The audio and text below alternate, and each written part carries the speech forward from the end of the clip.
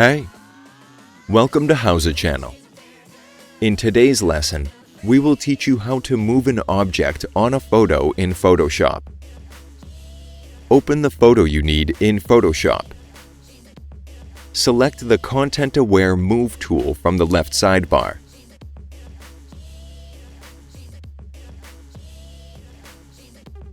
Draw around the object and click OK in the pop-up window.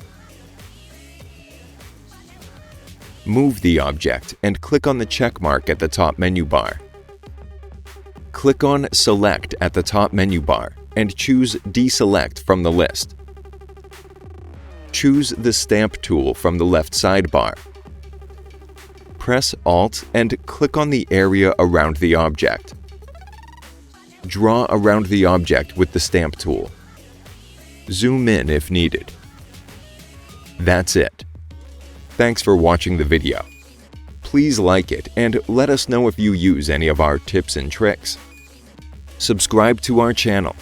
We upload new tutorials every day. See ya!